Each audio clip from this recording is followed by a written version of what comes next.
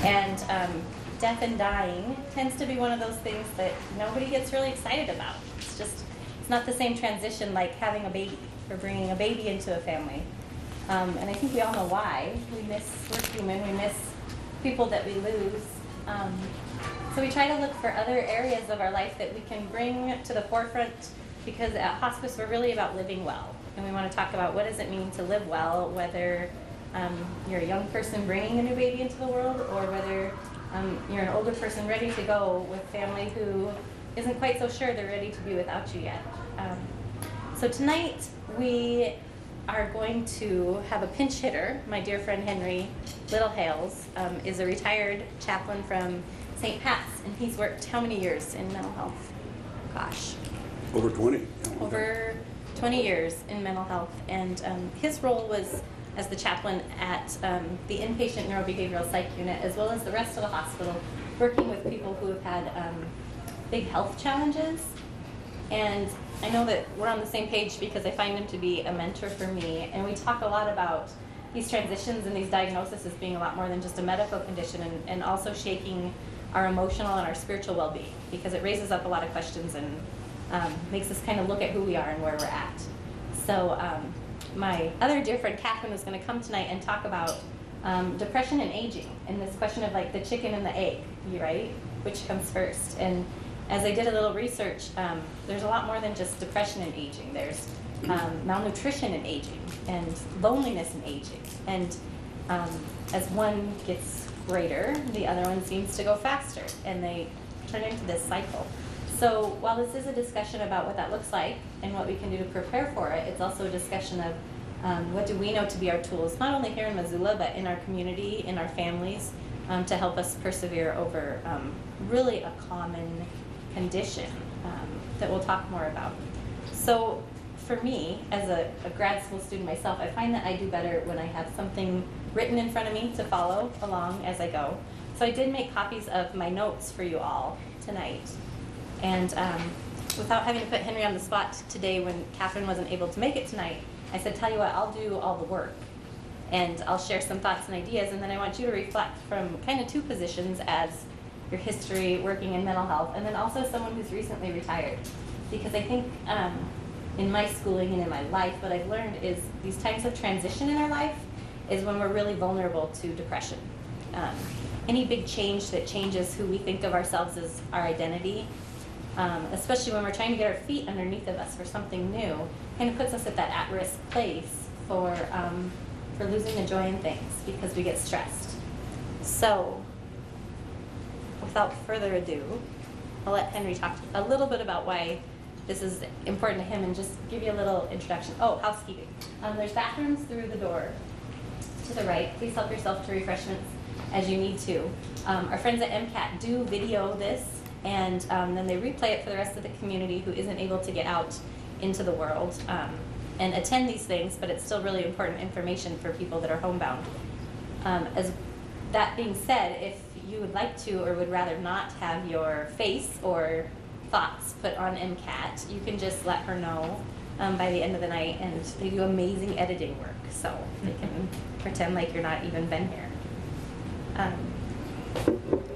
Well, since we had so much time to plan this, do you want me to start with the scenarios, the stories? Yeah, maybe Okay. one, two. Well, I'll put two of these together. From my experience as a chaplain at St. Pat's, covering mental health, probably about 20 years ago, two patients came in our mental health unit, late 70s. And so even if you knew these people, I'm going to change scenarios around so you won't recognize them. But basically, what was going on with both of them was what was diagnosed as some dementia, getting combative at home, and they came into the unit. And part of what we would do as chaplains was asking often patients about living wills. And neither of these patients have a living will. Both of them were saying had made suicidal gestures at home with guns, and had arsenals at home of guns, and had been threatening to family members. And both of them said each of them was there at least a month, in no uncertain terms, I don't want to live any longer. I had it out of here. And so as we were asking about living wills, and it became really clear that neither of them, that there was no way they could have this conversation. So for all intents and purposes, neither of these patients could complete a living will. Couldn't have that discussion. And so the question on the unit became one of placement. Where can they go? They certainly weren't appropriate for home, although both of them thought, boy, they really need to be at home. They really wanted to be at home. They both very successful in careers. One was a long-term teacher out of state, maybe college. The other one, I think, had been a professional musician someplace out of state. And so both of them had high expectations of competence, being able to do stuff. And here they were, not being able to do anything. And the frustration of the social worker staff and all of us on the unit was, what do we do? Where do they go? So one of them went out to one of the nursing homes. No, one of the, what was it 20 years ago? There was something out on reserve. Was it a personal home or something? And they left at 4:30 in the morning. It was out Mullen Road. They were in a personal care home. Left at 4:30 in the morning and walked 6 miles home to, and how they got over there. It wasn't in the university district, but it was near. It was quite a trek. And knocked on the door and said, I'm home. And we ended up calling the police.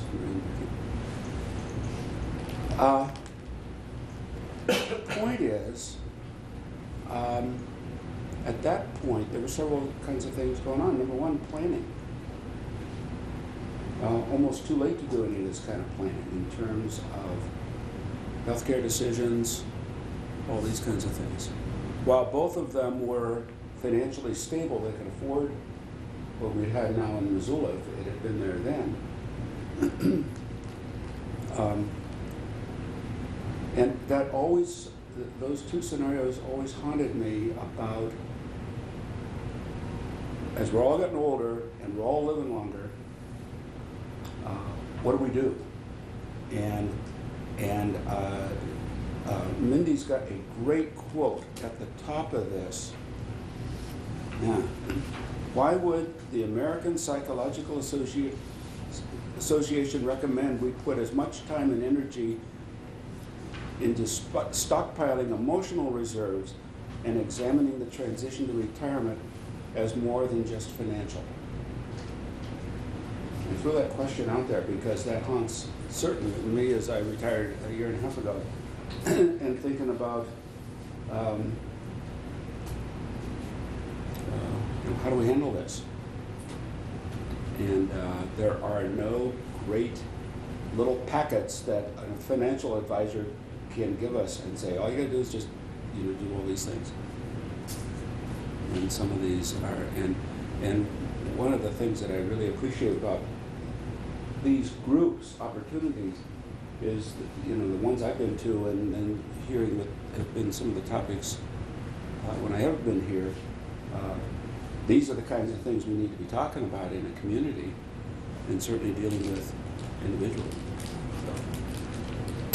Right, and why I love thinking about retiring, well, why we all love thinking about retiring, right, is that change in status from being busy to having all the time in the world, right? And that's what we as a society think of retirement, is living this life of leisure.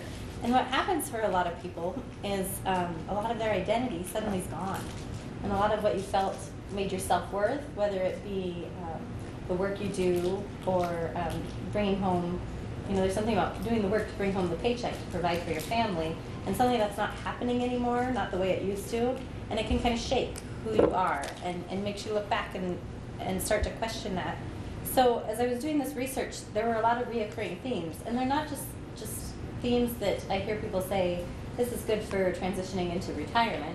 There are also things that are good for transitioning from home to college, or from when we move people into a nursing home. There's certain things we say are really important priorities for health and well-being.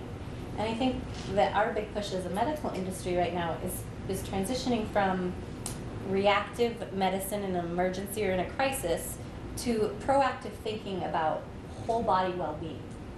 And not just body well-being, but spirit and mind and what that looks like.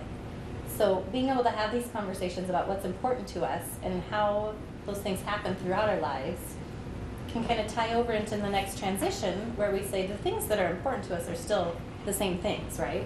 They're providing for my family, they're spending time with my family, they're doing the things I love. It's just that it doesn't look the same as it did in my last life circumstance.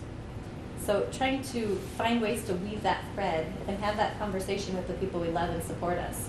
And as we go through some of these topics, these reoccurring themes keep coming up, and it makes me happy because it makes me feel like, gosh, when I talk to my kids about eating well and getting their rest and being kind to their friends, because that's who's going to catch you when you fall, and looking at what you do in your day. These are the things that make for health and well-being for an entire body. There was a book I came across called The Retiring Mind, How to Make the Psychological Transition to Retirement. And I kind of hate that title, because the retiring mind to me kind of says, like, retiring to me is like going to bed, right? We retire at night. We transition from being up and busy all day to doing nothing. And one of the quotes that I so appreciated about some of the things I read was, the parts of us that make amazing employees that everybody wants to hire are the parts that make us really difficult to transition to having nothing to do, right? You have a high motivation. You have to be busy all day long. You have to have fruits from your labors. And then suddenly you retire, and like all of that disappears. So the parts that make us great end up being something we could struggle with. So knowing about that ahead of time, and like Henry said, you can. I do think that there are people you can go to and say, I'm going to retire, I'm going to get married, I'm going to have a baby, and I have to start planning this. What's it going to look like? And it may be a parent, it may be a counselor, it may be your doctor. But to go to them and say, I need to do some planning. Maybe you have some expertise in this area, because I've never done this before. I've never retired before. I've never lost my grandpa before. I don't know what this is going to look like for my grandma. So reaching out to people who do know and do have some expertise. But that idea of that retiring mind, I feel like, and when people say like aging, like is there an automatic thought that goes to slowing down or doing less or being not so busy? And the research I read says that's not what brings health and fights off depression, is doing less. It's actually still doing the things you loved before, but having to find different ways to do them. I was shocked to see that 60% of workers 60 years and older report that they will continue to work after retirement, doing some type of bridge work, either going part-time, finding something else in the field they love, finding else something in a field that they didn't love but always wanted to do, or volunteering. And the beauty of that being you're still connected to your social groups, right? Your friends, a lot of men in particular, have the majority of their friends be work contacts. And suddenly they lose that connection from work and they don't have friends anymore.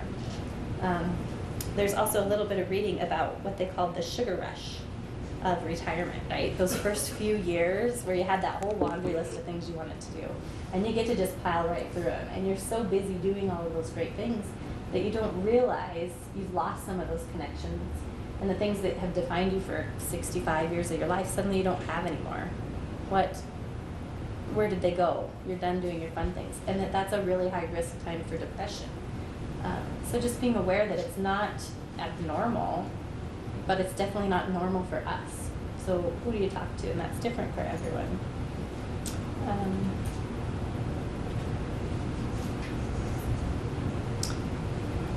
The other interesting thing, researchers found that volunteers who volunteered over 200 hours a year were less likely to develop hypertension than non-volunteers. Now the reasons why they thought this, and I brought all of the studies that I found because I know that there's some fellow academics, and maybe not academics, but curious folks that might want to take these home to read them. But the idea is that they have the social connection that helps keep them calm. They're actually doing the activity to be out of the house, so they're not sitting just being dormant. And also that they're tending to that innate altruism of giving back to the society and being connected to something. So as you're talking with your friends who have gone through these transitions, or you wonder, those might be some of the areas to just bring up, how do you fill your bucket, and who do you serve in a day? What do you think of that? Give your 2 bits. As a recently retired. Well, some of it has to do with just less energy too. But this isn't for everybody maybe, but making some personal goals about, for me it's been traveling all over the place, and being to Europe and places like that, but also a lot more reading than I ever got done, a lot of exercising every day, walking and skating and that kind of stuff, biking and stuff, and having the time to be able to do that. And then intentionally doing stuff with friends, making sure I get out of the house. And that's sometimes easy and sometimes not. But having a lot of hobbies and doing those. And then, what was today? Thursday, my Thursday afternoon nap, which is really key. And on Wednesday, it's my Wednesday afternoon nap. Hopefully you have one each day. One each day, yeah. And that's good stuff. But taking time to do that too. And then what's still needed to do, wanting to do, I have not done the volunteering yet that I want to do. I've done some, but not enough. And first of all, I got to stay around in town. But university lectures are really, anybody go to those? They are just great stuff. Usually during the school year, on world events, a lot of stuff during the year that are really good. And keeping up with hobbies. I play in a bagpipe band, and so, as long as I can do that, that's good. But stuff like that. I'd make a crack about them being full of hot air, but Wouldn't work. it wouldn't be tasteful. But and I think the key is kind of intentionality and keeping a bucket list of the stuff to do. For me, it's making sure that I kind of plan and be intentional about that stuff. And so to define depression, so we see this as a transition time. And again, we talked about every transition comes that question of how are we going to come out of the transition. The thing we're looking for with major depression, and WebMD, my source for just about everything I want to know medical, major depression is an episode of sadness or apathy along with other symptoms that last at least 2 consecutive weeks and is severe enough to interrupt daily activities. And I found this picture of a PET scan, and PET scans pick up activity inside the brain, and I think it's just it's an interesting visual for the difference between someone depressed and not depressed. That there's an actual difference in what the brains look like. There's a difference in the chemistry when they look at brains and the chemical makeup of what depression looks like. So the brain is actually blue, huh? Yes, blue brains. Or yellow. Considerably more yellow. Blue. And one of the most common symptoms is anhedonia. Anybody have a definition for that? Not experiencing pleasure. That's right. Yeah. What is it? The lack of pleasure, not experiencing pleasure anymore. So you suddenly feel like, I have always loved running, and suddenly I just don't want to do it. And we'll find ourselves still doing it because it's routine, and then all of a sudden we'll stop someday and go like, God, I hate this. And then it's like, well, what would I rather do? I don't have anything I'd rather do. And that's when I want you to just have like a little red flag to yourself, like, this is different, you know? Not bad, just different. I really think it's important to not judge yourself when you notice differences, because bodies change, and oftentimes it's a response to some kind of stress. So just be aware of what your differences are, and when your partner or your best friend or whoever it is that knows you well says, gosh, you really don't look like you enjoy this anymore, like what gives with the pout face? Like, little red flag. They're not saying it to be mean, they're just trying to bring it to your attention too, like, this is different, you know, looking for the difference. Some of those emotional symptoms, that sad mood, loss of interest in life, feelings of guilt. The one that's most concerning for me as a mental health professional is that lack of hope. Because when people start feeling hopeless, that's when suicide can seem like a good opportunity to end that hopelessness. And there's a really interesting study about people who had jumped off the Golden Gate Bridge, and every single person who ever survived jumping off the Golden Gate Bridge, every single one of them said, on the way down, I realized I'd made a terrible mistake, and that no matter what the problem was, it could have been fixed. And they're gracious and glad for surviving, and then they find the help they need. And 80% of people who experience depression have good outcomes with the right treatment including talk therapy and or medicinal therapy as well. So again, if you notice something different, the sooner you notice, the more you can be on top of it, the more you can reach out to people who do know. Those are your tools. Those are your tools for trying to curb that earlier rather than later. Physical changes, fatigue and decreased energy, sleeplessness, especially early morning waking and not being able to get back to sleep. On the other spectrum, excessive sleeping all day long, aches and pains, headaches, cramps, and digestive problems that do not ease with treatment. As I read those, I thought, it sounds like a lot of my retired friends. Just their sleep patterns have changed. They're a lot more tired. They're not sleeping as well. They have way more indigestion than they used to have. So it's just something I observed. I don't know. Maybe they have more time to complain. I'm not looking at you because you've ever done that. No. No. But it is something I remember my grandparents noticing changes in them. Well, that was also affected by if you don't experience pleasure from eating, there's not much point in eating.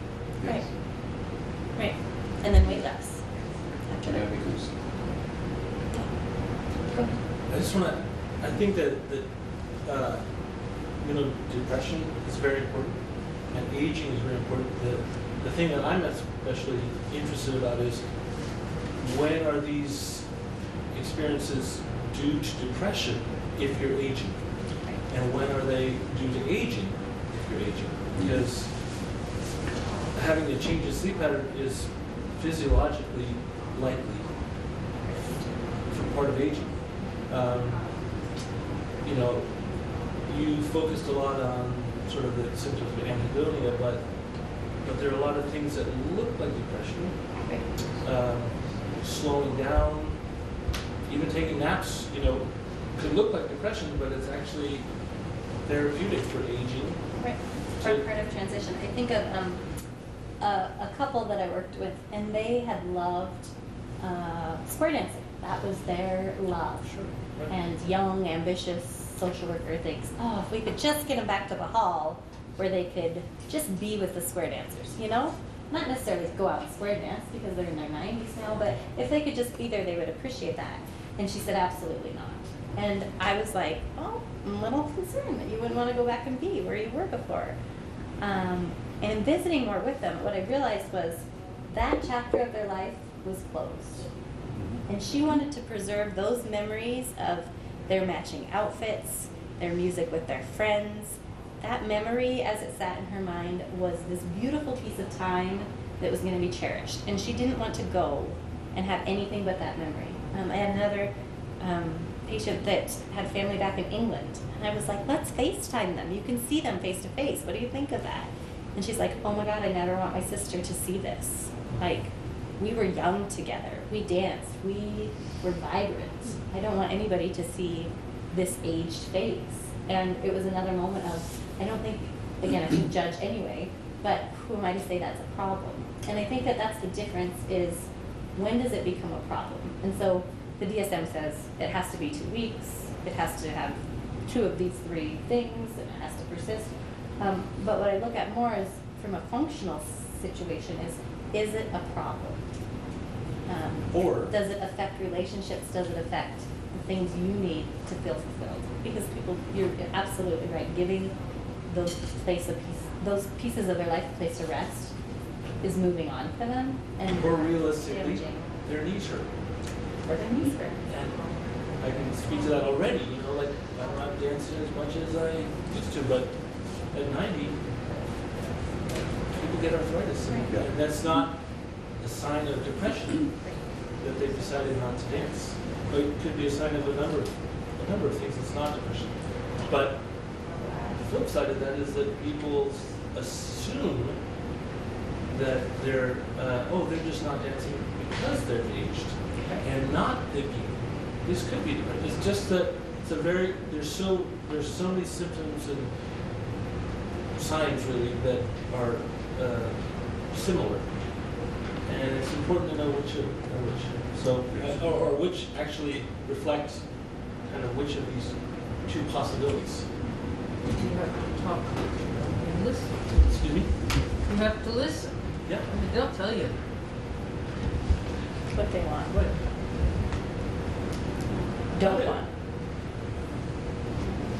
Elderly men have a harder time saying that. Oh, yeah. If they're, you know, I think it's good to ask. Sometimes they will speak up, but you have to maybe not just listen, but you have to do some interpretation. Take some skills to get Yeah. the story. Yeah.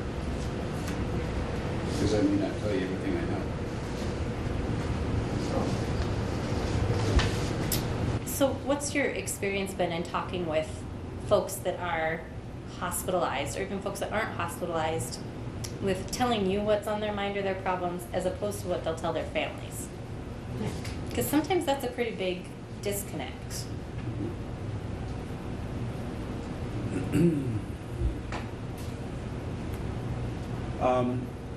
And sometimes they're minimizing with everybody. And, you know,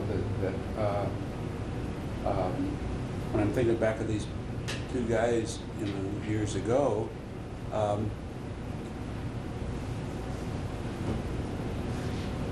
both of them certainly dismissed the severity of the threats with armed guns. Oh, I didn't really mean it, you know, kind of thing, and with some candor, yeah, I did mean it. And so I you know, some candor, you know, I guess one of the things that I would identify is the candor of feeling hopeless. I don't know where to turn. I don't know what to do.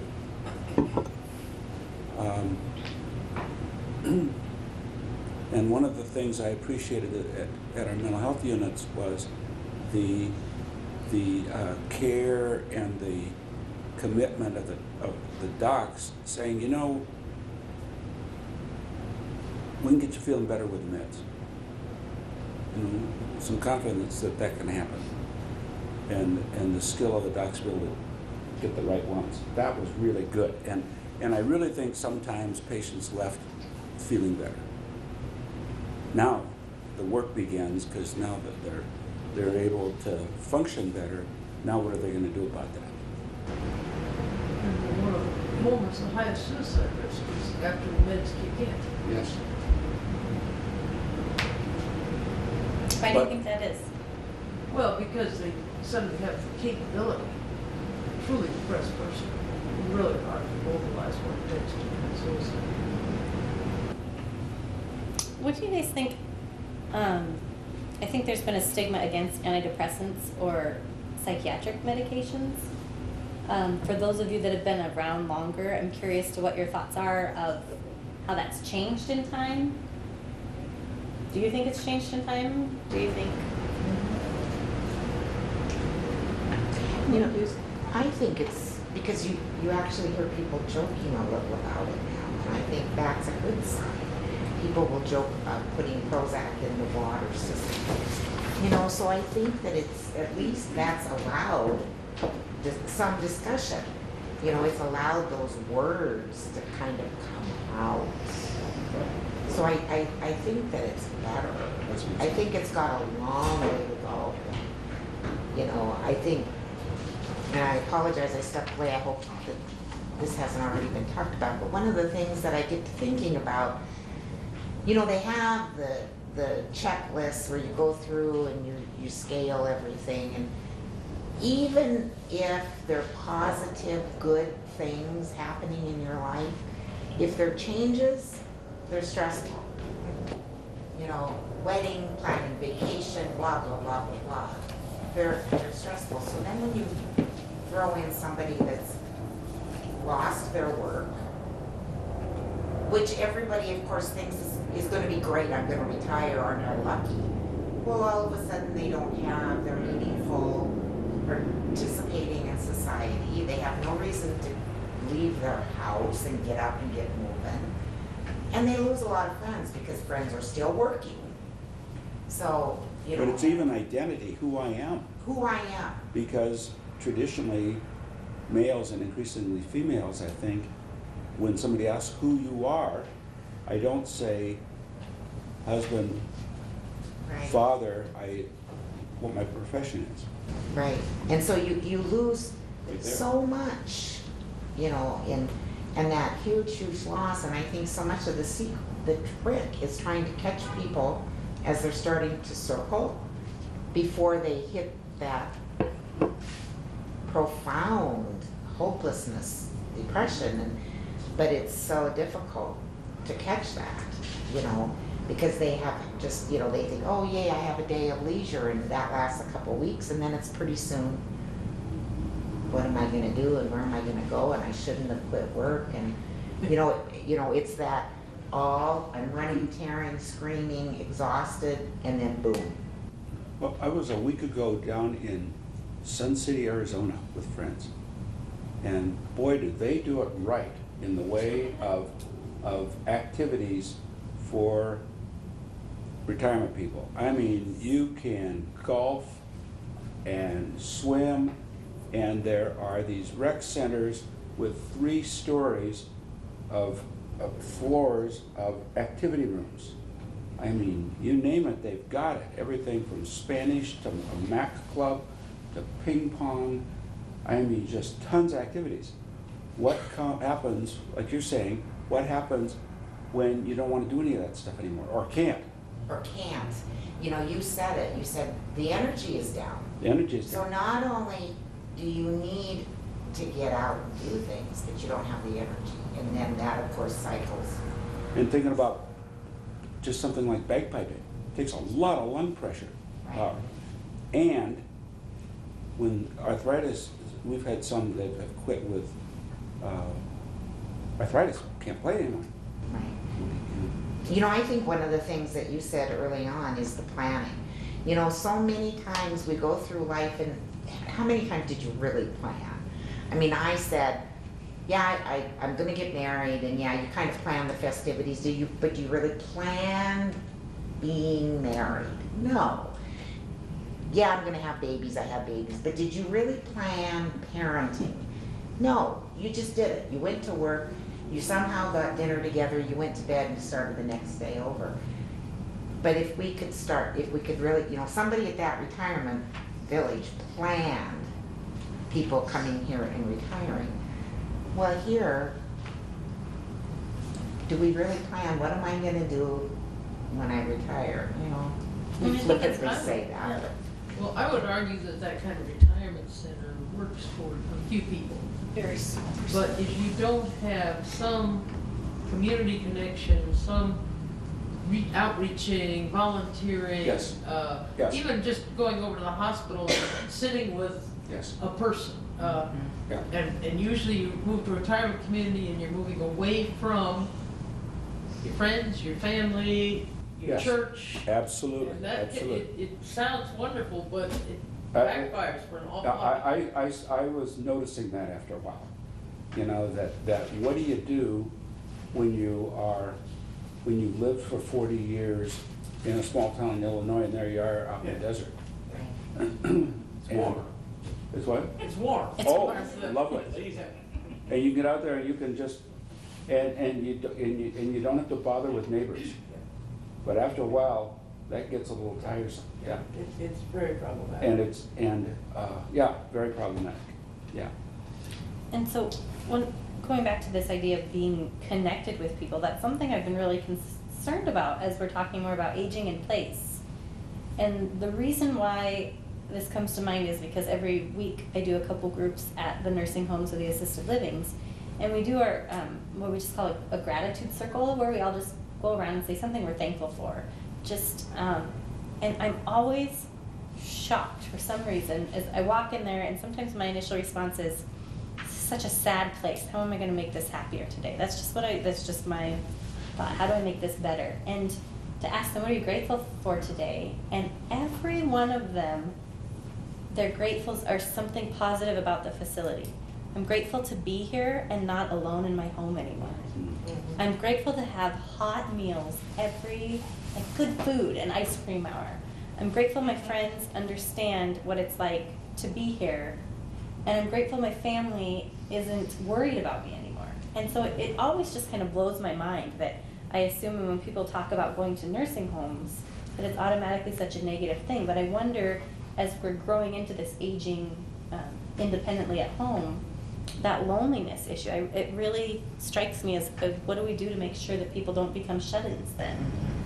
But maybe one of the things that just blows me away is you go to these places and these people are generally happy, and you look, they've got this tiny little room with these few belongings, and I think, where have we gone so long through the ages that we all are here, where we have 3,000 square feet for the two people that live in that home and all that stuff.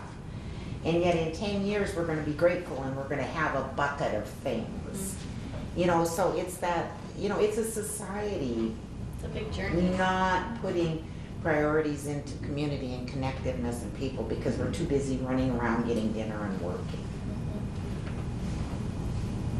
I think it's important we're talking about kind of everybody after 65 the same.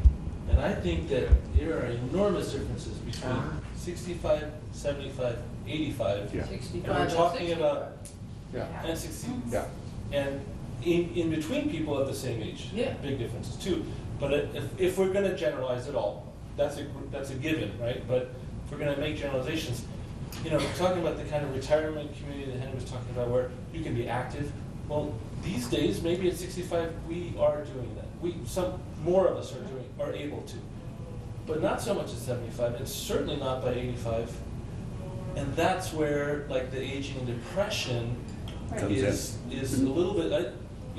Certainly people have a surprising they might be surprised at the reaction they have to being retired at 65, but it's not necessarily going to lead to depression. The most likely person to take their life is an 85-year-old man. So that's when these issues, I guess the important thing is that, it's just as different to be 1, 10, 1, 11, and 21 as it is to be 65, 75 and 85. Right. Virtually. And I think what I'm learning is that as the things that are consistent through no matter what group it is being connected to people, Absolutely.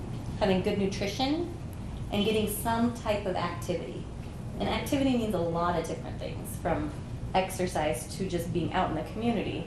But it's that sense of being productive in a day and not being stagnant in doing nothing. So yes, what activity looks like for 85 is very different than what it looks like as a mom with 2 kids running around.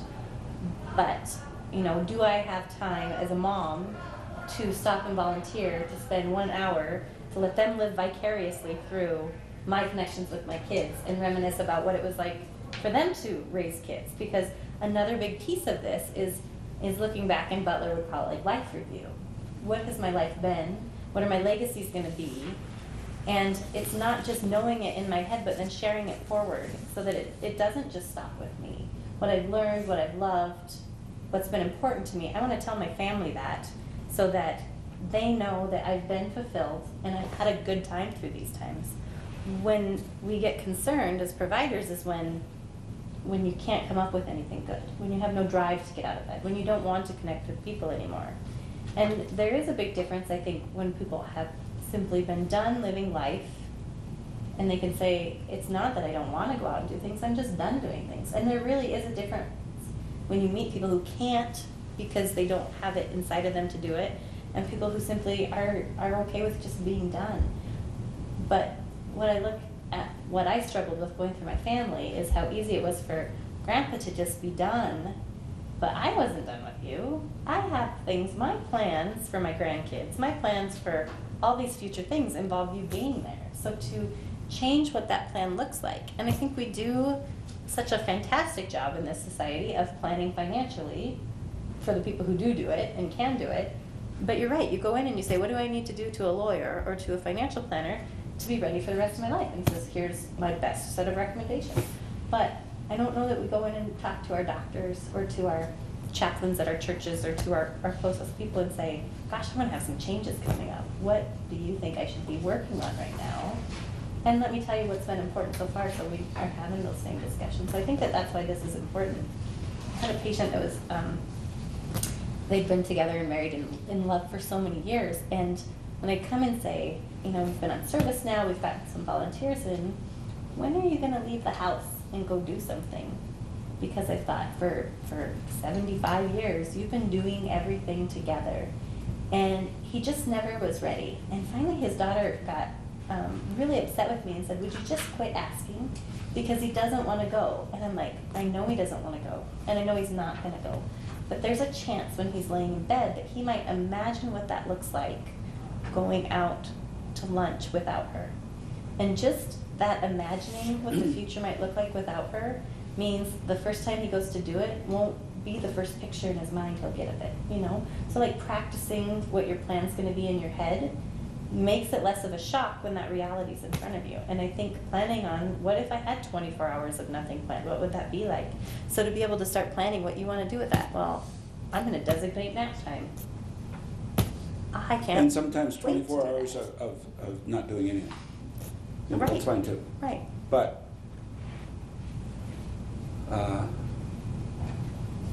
at some point,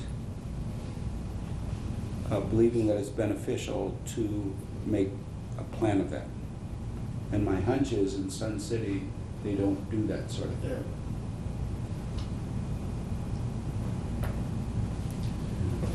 So maybe they're doing the same thing, they're just filling up their days with busyness. And is that quality? Not for everybody.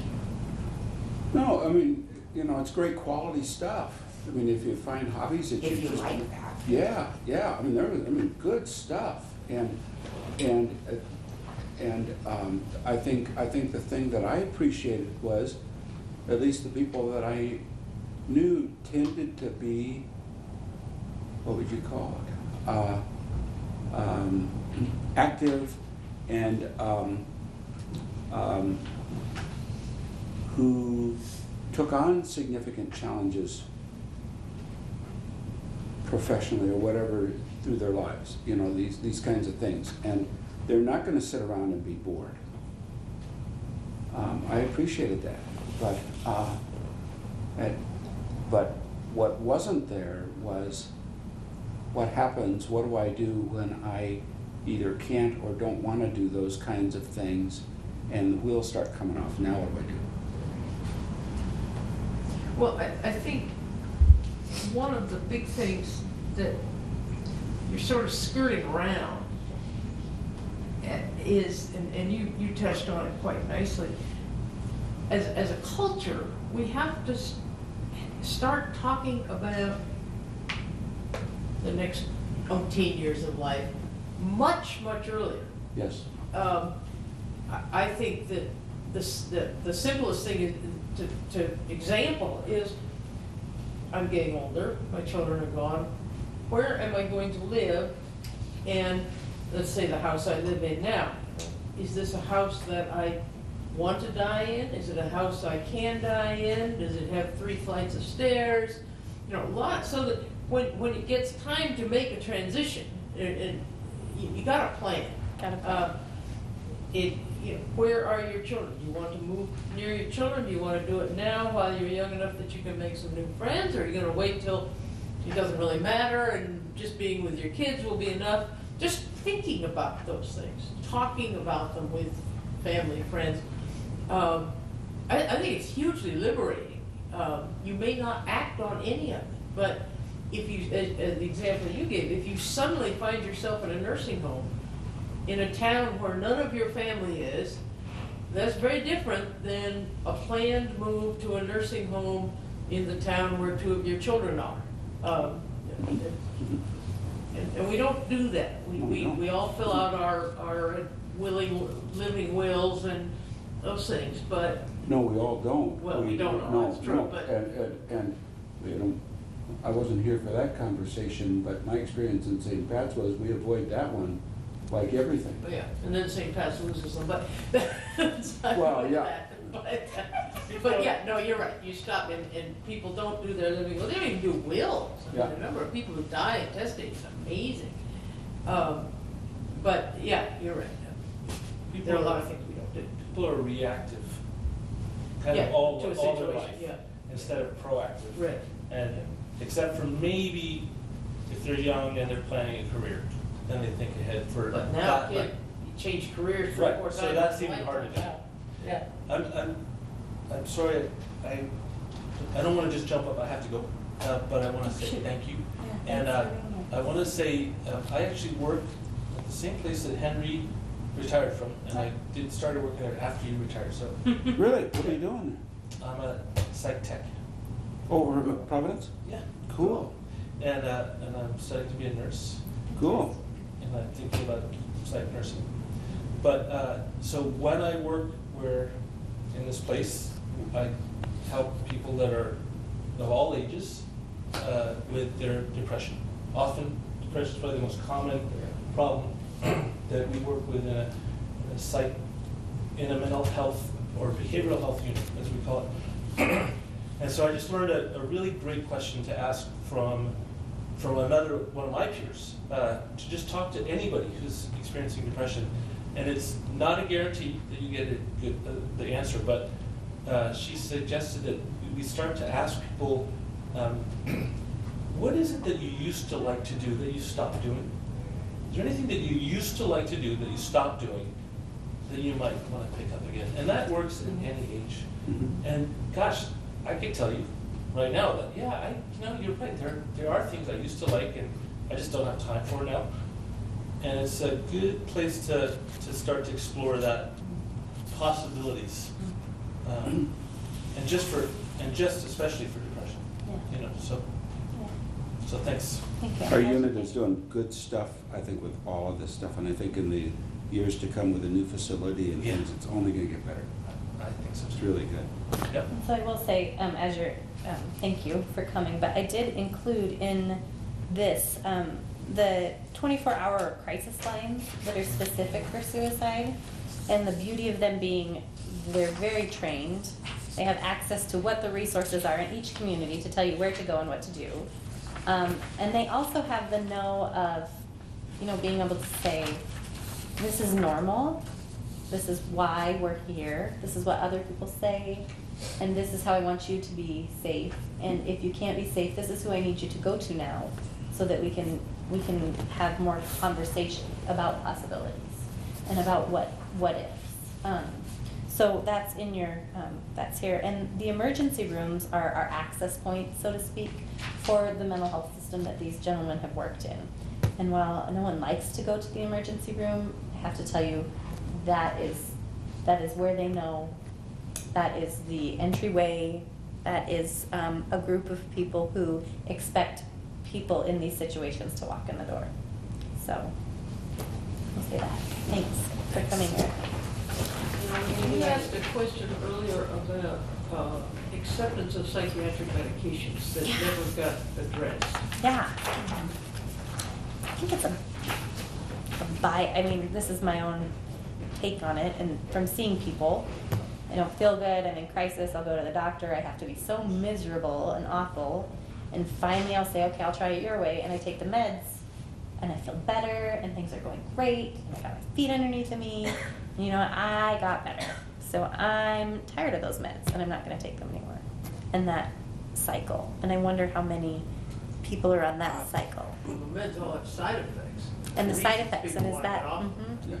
So you guys talk a little bit about what you're, I think my take was, at St. Pat's, was that the doctors over time were doing a better job of explaining the payoffs and the side effects and the urgency and dispelling the, you know, all of the stigmas. And I think I can say with confidence that the outcomes were better. I really believe that, and that's some of it. I think is totally due to the nursing staff, the medical staff, and just being able to, you know, changing the conversation from you got to do this or we're going to do it. We're going to, you know, it's us versus you, as we're all in this together. I mean, and I really, you know, maybe not always, and maybe not, you know, and some of the, you know, deal of it is, and I think there was a recognition of when they get out, they feel better. That's part of the disorder, and they get off the meds, and there you go again. But I think there was a better buy-in on the part of patients of recognizing this is something I got to do. And Of course, it's a problem with older people because the psych drugs really have to be watched very carefully at very low doses. Yes. Yeah. geriatric psych is so different. I mean, even Tylenol in someone who's aged, the side effects of Tylenol. I mean, how many of us take 2 Tylenol without thinking a minute about it? And not just the psychiatric side effects, but the effects on their other organs that we don't even think of.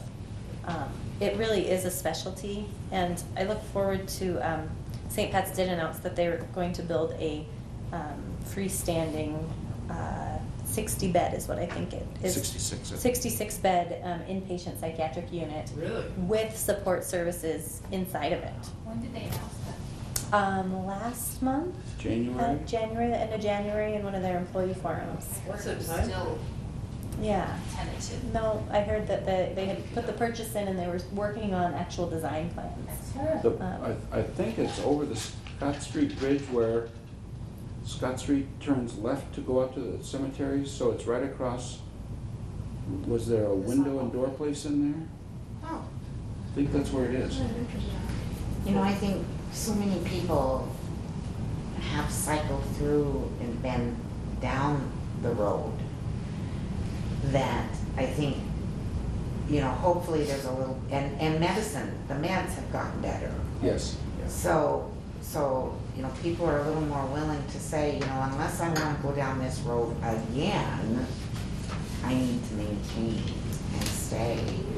But you know, one of the things that I was thinking, and this gentleman that was right here kind of said, you know, the not stereotyping is, you know, people are so different though too. I think of my mother, who is pretty naturally reclusive, and, you know, so her issues are totally separate of somebody else's issues. She's never been outgoing and outdoing.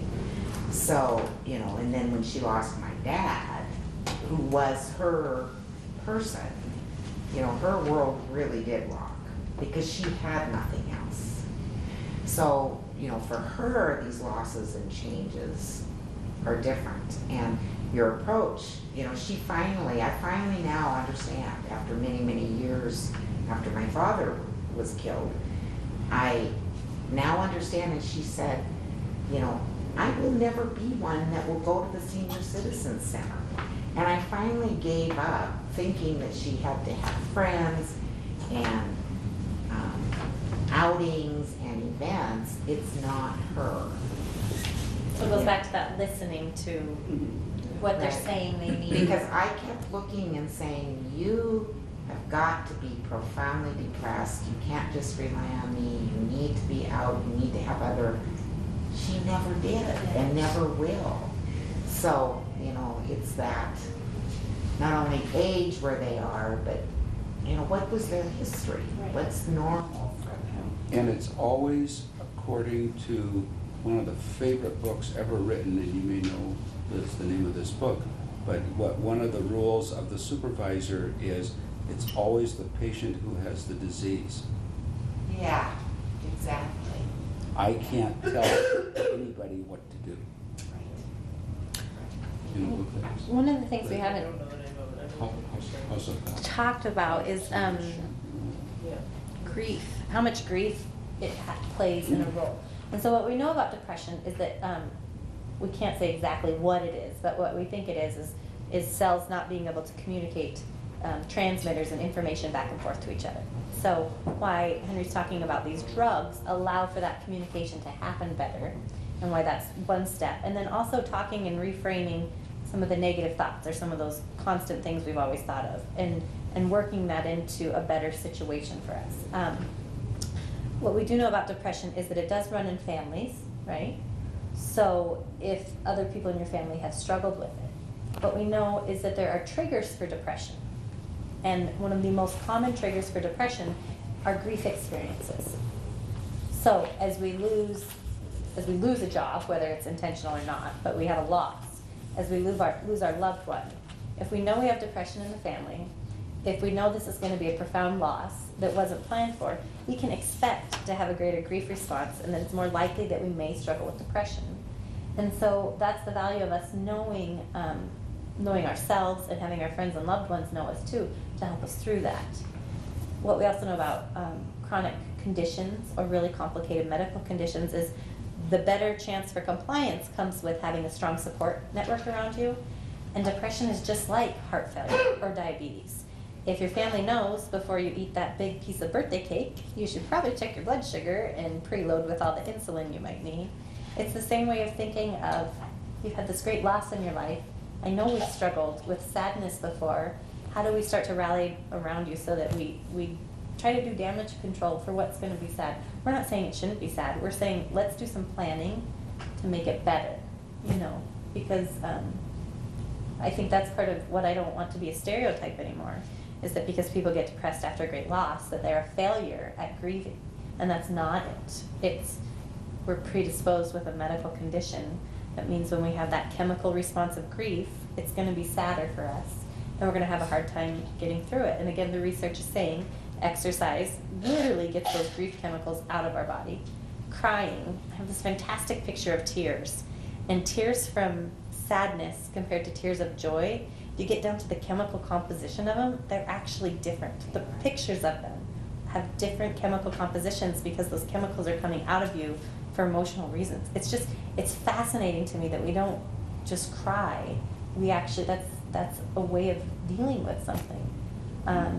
So nutrition, activity, and support around you. I think that's my hope for what you take home from today, is no matter what transition it is, whether you think you will fight depression or not, just a general key to wellness is considering those things. So that's it for, I did send home here a depression questionnaire. And if it is something you fill out, if you take home and you say, my gosh, I should talk to someone, I hope you do. Start with your medical doctor, who should know you the best, who's hopefully going to see you through thick and thin in those times. And if not, we have the Western Montana Mental Health Center that does have a crisis line here too. Yeah. You'll be talking to me on the other line.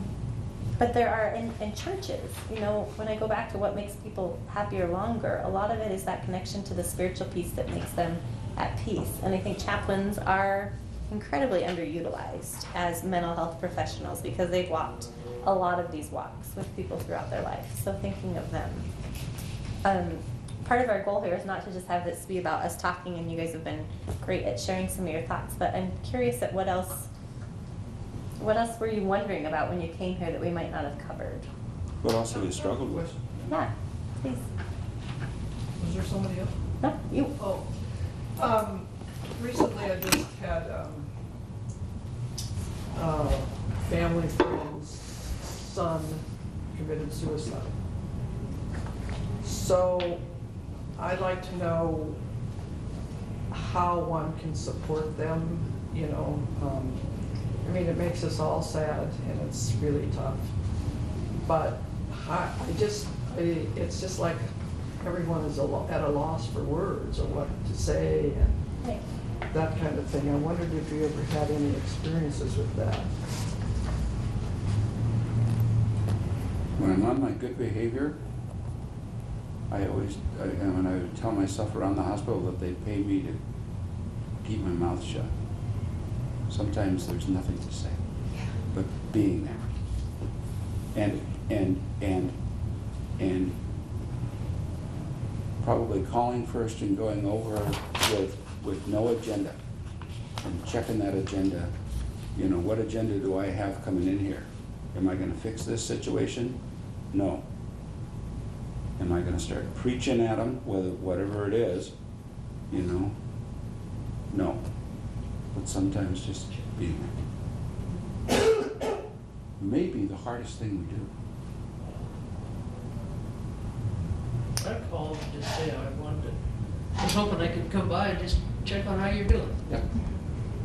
That's great advice though, Henry. Sometimes it's just sitting there and just being quiet and letting that person and giving them that opening. Guy just told me that one time his mother was in with a heart attack one night, and I got called in about 3 o'clock to St. Pat's. Terrible time. I mean, it takes me at least 3 hours to wake up. And I went in there, and and the next day I saw the guy, and he said, you know what I really appreciated was you didn't talk very much. You were just here. Yeah. Just here. I didn't say, well, gee, that, but no. Yeah. Because you can't fix it. Can't fix it. There's nothing, you can't fix it, but you can help with that loneliness and sadness. And you And can let do them what talk. you would do for someone, for a friend who's having a hard time, like bring them a delicious dish or something, you know, like anything you do for someone who is having a hard time without trying to fix it, just support them in being kind. Thank you. And just maybe with something like when the person starts talking and letting them talk. I am not going to rise to the bait in my good behavior if they say this is my fault. I'm going to let that sit there. I'm not going to correct it. You know, or at least probably not. You know, I'm not going to say, no, it's not your fault. No, I'm going to just leave it there. Or encourage them to talk about it more. Talk about it more, yeah. Yeah, let them talk about it. What makes you feel that way? Yeah, because they might just come around, I remember this, you know, in my experience at the hospital, one time just, they put it out there and about 5 minutes later they started laughing and saying, that's really stupid, isn't it? It was great, but I didn't have to say a thing, you know, You know, one thing that I personally experienced many years ago, when I had a huge loss, was you get immediate reaction from friends and family, and then a couple months later, everybody's back on doing their own thing, and you think everybody's forgotten because you're still living that. So 6 months down the road, that Yes. person is still hurting so bad, Yep. and everybody's gone off. So it's that perseverance. I'm still coming around, Yeah. and I'm still gonna be Yep. here. Yep. And I I have, can remember just falling apart in front of my mother-in-law and said, everybody forgot. And Yeah. she said, no, they didn't. But they moved on, and then they were uncomfortable yeah, asking how I was doing because they didn't want to dredge it up again. Well, I'm living it, you know, but the kindest thing is showing up, I think, and just being there. yeah. Letting them talk. Tamarack, I volunteer with Tamarack Grief Resource Center, and we do specific support groups for suicide survivors. And we call the families who have survived the suicide survivor. Because originally I thought a suicide survivor might be someone who tried and then didn't, but it's actually the person who lives through losing someone to suicide. So those groups run a few times throughout the years, and it is different to lose someone that way because of all that baggage that comes along with it. So if it is greater than what you feel, knowing that there are resources out there in addition to that. Down the road, not on day one, but Not down on the day road. one. Right. They also have a walk. It's kind of like the Cancer Society does at the Candlelight Walk. They have a suicide walk. I don't know what it's called right now. But yeah, they do that in Missoula every year, once or twice a year. So we're coming up, we're just at an hour, and one of the things we like to do before we leave is to just go around and say one thing that you might take home with you that you didn't know or that was meaningful about tonight. And well, I appreciate you all coming here. The idea of this conversation is that you take this conversation out into our community and continue the conversation. So whether it be something you actually say and talk about out there, or when you see someone having a hard time, that you can empathize in a different way, or when you're hard on yourself and all of a sudden you're like, oh, red flag, this is something I was supposed to be tending to myself about too. So that's one of the things we like to do. If you want to pass, you can just say pass. But we'd love to hear what you got out of tonight. Well, I've kind of found this night to be kind of really emotional. I lost both my grandparents last year within a month, and it was just kind of interesting to hear everything about aging and depression, because I know my grandma was super angry towards the end of her life, and it's kind of nice to hear about how it all kind of comes together and stuff, and I don't know, it was kind of comforting a little bit, because I know that, like, she was really sick, so she had to have the assisted living, and my family was with her every single day, and it's just kind of nice to know that little things help out and stuff. Yeah, thanks. I really appreciate like this open, safe environment to communicate about such like intense topics. And I just wanted to thank both of you, and I think you touched on something I think about, and I've actually done research on, that it's just difficult to talk about. And like our culture, our society doesn't address end of life issues appropriately. I think it's just something we'll continue to like struggle with, work on. I think of it as a goal as a young social worker, just to begin to start the conversation and make people feel more comfortable about talking about end-of-life decisions and planning, which is so important. So I really appreciate like folks like you guys, you know, taking the time to talk about it, because it's so important and happens to all of us, you know. So I think it's really great. And the doctor got mad at me saying, what do you mean talking about him being terminal? And I'm like, well, I'm terminal, you know? Yeah, like I'm, you know, It's okay, we're all terminal. Yeah, think it's really cool to be able to talk about it and plan, not just like formalities with like the living will or whatever, but just think about points you brought up about, you know, living in a new place and retirement community, and just the details of that. Like, you're really sensitive to like what that's going to look like, and preparing someone that way instead of just like signing up and packing up and moving. Like, there's more that goes into that. So, thank you. I have a couple of comments. First of all, I'm fascinated how many young people are here. I mean, that says something. You know, you're starting to plan one way or the other. And the other thing is, I wanted to recommend a haven't which I can't imagine you haven't heard about, Mortal Being. And it was actually on Frontline last Yes. week, and the Frontline wasn't as good as the book. Really, that's. But it's all about a doctor learning and educating himself on how to speak with patients that are at the end. And it's not only sick patients, it's also older people that are moving, or where should I go and what should I do. I found it a pretty good read. So Mortal Being, and the last name of the author is Gawande, Gawande, so I would recommend it. Okay, thank you. He's also written widely about problems with the American healthcare system. Very profound. Yeah. Is it a fairly recent book? Do you Pardon? know? Is it a fairly recent book? Was it recently I'm sorry, I published? didn't hear. Was it recently published, or is it?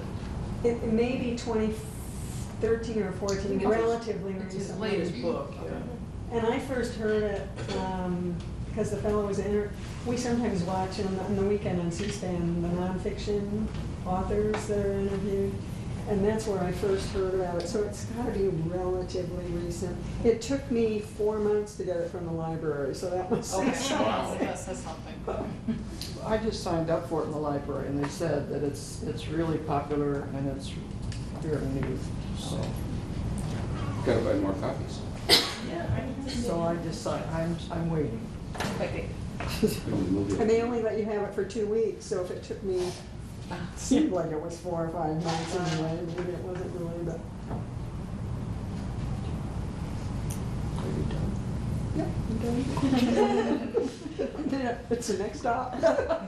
Toby has a great expression. She says, "It's the next stop." You have to be prepared. Well, a lot of things have come to mind tonight as a result of this, but I can remember when I was in Florida, and I took some hospice training there. And that was like in the early 80s, and they talked about, you know, so many people couples going to Florida to retire and do whatever. But the biggest problem was when one of them passed away, they had no family. And so they were just there, you know, and very lonely and not knowing what to do and that kind of thing. And I don't know, is that going to be like what happens in Arizona where, Oh, I you bet know, it does, oh, yeah. you know, that kind of thing. Yeah. And then I had, just recently, I moved down from Polson in August, and probably 5 months before, there was a couple that sold their house and they went to Denver. Well, they found an apartment kind of thing, and I don't know what the problem was that they were actually looking for some kind of an assisted living place, but they didn't come up with something that they were really happy with at the time. So they got this one apartment, but then they had to lug everything upstairs, and that was really, they were in their 80s, you know, late 80s. And so then they found another place where they were downstairs, and they could take nice walks, and, you know, they're pretty active people. Well, then they found this assisted living place that they thought was really going to be great. And they moved in there. And they didn't like it. It was just too sterile. I mean, just old people all the time. So now they've moved to another place, wherever this is, where they have children and, you know, different ages in there, and they really like it, you know. So we're all so different, you know. I mean, some older people wouldn't want all the noise, and some Can't live without it. whatever, you know. So I don't know what the real answers are, and hopefully I have a higher power or something that'll guide me to wherever I'm going for this next stop. But, you know, I don't know. It's, I just recently moving to Missoula, I've found like compared to Polson, there's just so many things to attend, like lectures and the Molly program and the this and the coming here, and there, I don't know, maybe I'll get tired of this stuff once in a while, but it really stimulates me, and I like it, you know. I think that's really good. And you get all kinds of information. If you need some help, you can go here or wherever, and so I find that to be a good thing, and I feel pretty comfortable with that right now at my age, so. Thanks, I've been trying to think about which thing I'm going to say.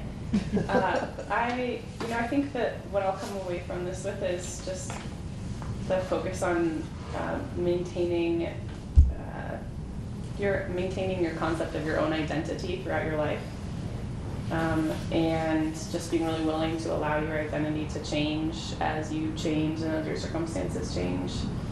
But then also being really conscious as a relatively young person, you know, our identity is also shaped by the societal expectations. And one thing we didn't really talk about was what our society actually expects of people as they age.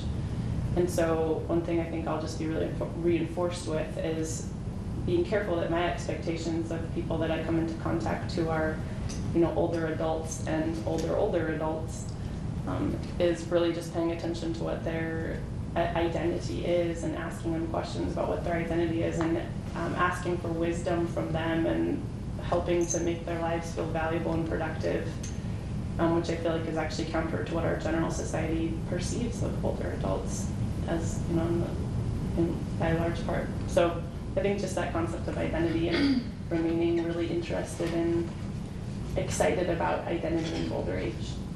And one just last little note is that I actually met an 85-year-old man in a coffee shop called Macy's in Flagstaff, Arizona on Tuesday morning. And he told me that his 80s are the best years of his entire life. And he's just like, he said his 70s were kind of hard. Once he got into the 80s, he just was like free of everything, free of expectations, and could just be like free. And so I thought that was pretty cool. And that's my goal. Forward tonight. Yeah. Wearing purple is the poem. Yeah, right. Yeah. You want to go, Elizabeth? Yeah, I think I kind of thought about when I came here, talking more about depression and my own personal, familial, and professional struggles, experiences with all of it. I think there is still a huge stigma against medications for some appropriate reasons and some not. But I have to say that in working or being with my teenage son, maybe 5 years ago, major depressive episode, and hearing the word recovery. And truly, that was the first time I had ever heard the word recovery used in terms of mental health situations. And so I think that that's a really important and curious word when we think about going off of medications and then we slump down. Sometimes we don't. Right. Sometimes we can move through and be okay with the help and the support of medications, and then watching for the red flags, which I just think is so hugely important. And it's my eldest, who struggled the most with that, called me up the other day and said, I just need to let you know I'm struggling a little bit, and was able to describe the things that he was these little red flags that he just noticed. And I'm just so thankful that once again he noticed the little red flags, just the little changes in your own mood, in your own behavior, in the functionality of your life, which is again, it's so difficult when folks, having worked with an elder population my entire career, like 28 years, 27 years now, it is so very difficult when you're dealing with really sad, chronic, difficult situations and really huge losses to really identify what is a depression and what is a grieving, and really identifying that functional component of it and how it impacts us. So anyway, that's what I gotta say. Thanks. Would you guys like to share back in the corner? Sure. You know, I'll just say the reason we came tonight too is I have an 82-year-old father-in-law who had been living in, my mother-in-law and him had been living in Lewistown, Montana, and he was getting fairly weak and was falling quite a bit. So we had to move them back to Missoula so that they could be around family and we could care for them. And in the midst of moving him back, he was recovering fairly well and fell and broke his hip. And so that has been a struggle for us, not ever having gone through this. And I was listening to you say all these young people here, sometimes you get thrown into this, and so you have to learn about all of this. And so that's kind of where we're at right now. He is currently in a nursing home in Stevensville, and we are learning the processes. But what has happened to him as he has become extremely depressed.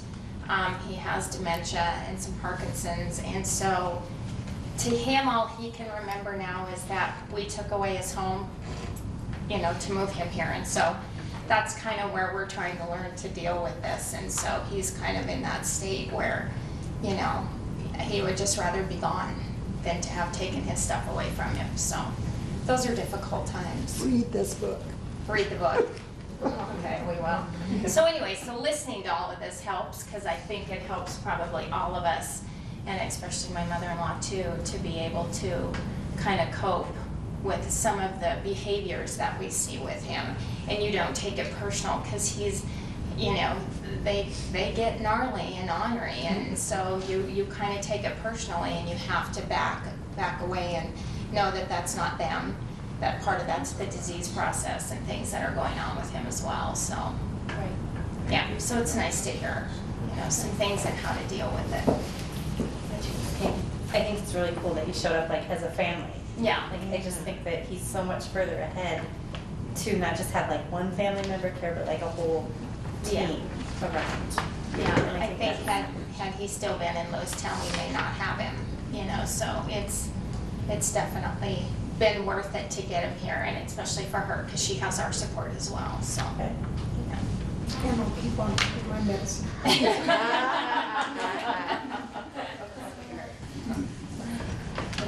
So thank you. Yeah, thanks, Michelle. Thanks for being here, guys. I think we're past. Yeah. Yeah. I think I spoke for all of us. Yeah. Great.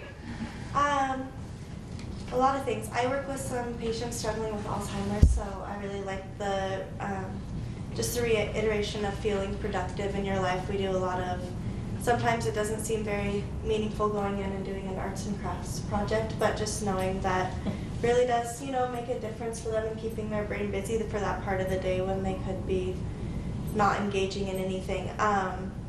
So that's always, you know, good to read about and hear from other people. Also, with you mentioned one of the triggers is alcohol and drug abuse in the notes, which makes sense, but usually those kinds of substances are turned to ignore reality, and so sometimes if people are starting, some people have histories from 15, 16 years old, and they don't even get that chance to really know themselves. So then when we talk about all these red flags and what's different and normal for me, I just wonder about how that would look different for someone that has a really long history and wouldn't even be able to recognize what's normal for them necessarily, if they've never really been facing challenges that come up in their life. But overall, I really liked being able to extrapolate to just the general sense of you, of planning for any life transition, and like you said, the general keys to wellness for any stage of life. So thanks. Well, it's my first time here, and I came because I'm a member of the University of Montana Gerontology Society. I tried to get more group members to come, but they didn't. So hopefully, I had a really good time. just being able to talk about subjects that interest me and get different people's perspectives. So I'm really excited to take that back to our group and hopefully convince more people to come with next time, because it's a really nice time. And it's just nice. I hope to work with elderly populations eventually when I finally graduate. So it's nice to just get more in depth on a specific aspect and learn more. And then also recognizing ways that you can sort of implement those ideas in your own life, like planning ahead and looking forward to the future. What are you studying? Pharmacy. Cool. Big need there. Yay. Where you want to go? I've been coming to these meetings for a year now, and We should get you a pin or something. I have blood donor pins every gal of my birthdays or something. And even at the start of every meeting, when I hear what the topic is, even if it seems as though it's something that wouldn't probably be of interest to me, I always love the meeting. I always take something away from it, and it's always something I can kind of kerchunk over at home, because that's kind of my MO. I just kind of kerchunk over things and think about it and figure out, what I would want to do and all this kind of thing. I've tried to get coworkers and friends to join me, and they just think it's this big morbid event. Why in the world would I spend one evening a month doing this? And I have no recruits at this point in time, which is fine. But what I really like is that not only, we discuss things, to prepare for major incidents, whether they're expected or unexpected, that kind of thing, prepare for an end-of-life scenario. But the things that we discuss here and that I learn here and listen to, I can apply to my daily life, to people my age and younger.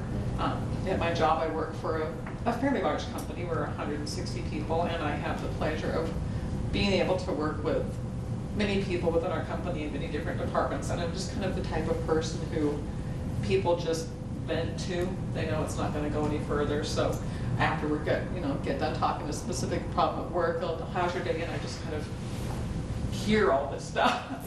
And I'm not one who generally gives a lot of advice, but there have been times where I can just kind of slide in a little tidbit from what I've learned here, and it makes a difference. I mean, I've had people say, oh, I really thought about that. That's a really good perspective. And it's like, well, if you would come to me to my morbid meetings every month, you too could have the same perspective. But I like that it's, for me anyway, I can apply it to my present situation as well as the future. So thank you for continuing to have these. I love it. I'm glad. And I was really hungry tonight, so thank you for being here. If we don't have any food at my house, I don't cook. Great card, perfect. We'll have more, I see way too much left. No one can leave until it's all gone. Well, I also come whenever I can, just fairly regularly. I was struck tonight, not with something I'm going to take home, but with the ageism expressed here. I hate to say it, it sounds like I'm being critical, and I'm not being critical. It's that as a culture, we have no way of dealing with aging. I had this fantasy, I'm just moving into the third part of life, and I had this fantasy that when I got to this point, I would slip into what Carl Jung called the old crone, the wise old woman kind of thing. There is no room for that role. And when this young man over here was talking about older people, I mean, he clearly thinks that at my age I should be kind of curling up in a chair somewhere. And I'm planning my summer adventures. And I don't know how, other than in groups like this, you can start to break down those kinds of stereotypes. Right. It has to be in small one-on-one kinds of things. There are 90-year-old people at this retirement home you were talking about who are playing golf every day. Right. And then there are 60-year-old people who sit in their chair and rock.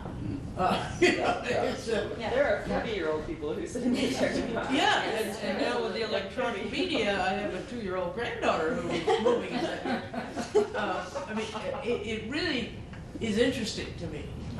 And having a number of younger people here is It's great. yeah. Yeah, nobody's hiring. I looked in the classified ads this morning for wise elder. Nobody's hiring. No. Keep looking, keep looking. We can find some slots for you. Wow. Well, in some of the studies, it was funny because when they were talking about malnutrition, and they said there's a strong correlation between the young old and malnutrition and depression, but not in the old in nutrition and depression. And I was like, so I'm looking through there to find, well, where's the age brackets for young old and old? Yeah. And there isn't there wasn't a good definition of that. So then I think of the old young at 40 versus the old Right. at 60 versus the young old at 90. Well, there's a bunch of different categorizations. Yeah. Depending on what you read, it's like adult, older adult, older So adult. fascinating. And I guess when, the whole topic of tonight is like the chicken or the egg, depression or aging. And what I guess what you should think of is the 40-year-old that doesn't have social connections, that isn't eating well, that isn't getting exercise. That depression is leading to more aging for him compared to, or her, sorry, thank you.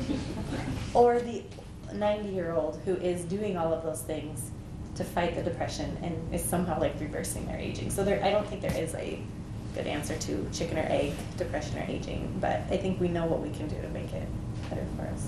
I do that you commented here about depression being more common in women. Yeah. I think that's not true when you get into older age brackets. Older men have a very difficult time, whereas we go out and have coffee with our friends. And I think, and we could probably talk about this all night, but losing their male companions in that age group and then not having the people to talk to. Whereas we as women, we keep our friends and we Right. go. So, yeah. Next month, we have Dr. Pat Beatty, who's an oncologist, and then we're gonna have one of our hospice doctors. And there's anyone who works in healthcare knows that, like, hospice doctors and oncologists generally don't go together very well. Right. They're kind of like polar opposites with thoughts. So we're gonna kind of have like a question and answer and kind of play like what if situations off of both of them, just to like experience both of their answers and just see the difference in the way a scientist thinks compared to the hospice doctor. I can't wait. It'll be fascinating. And then our original presenter for tonight, 2 original presenters ago, Lily or Teresa White from the university talking about grief and what traumatic, unexpected grief looks like compared to traumatic grief compared to expected grief. So losing a loved one to age versus losing one in an accident versus losing one to someone being murdered, and how that looks so different for how people recover and the science behind it. So really an array of, 2 months? that's in 2 months, yeah. So oncology and hospice next month, and grief. And Catherine's after. gonna come another time? And I'll have Catherine back another time, yeah. Catherine's one of the LCSWs at the outpatient clinic for Providence Psychiatry, and she's also one of the professors at Walla Walla University. And so we'll have her back another time because she has a number of interesting topics. But on your way out, if you'd like to list something on your sign-in sheet, we'll just flip that over. And if you have something you'd be interested in to suggest, I'd love to hear it because I'm always looking for things that are actually meaningful to you guys. That's our challenge. These things are the Third Thursday of the month. Yep, from 6 to 8, always here. So, thank you guys. Thank you.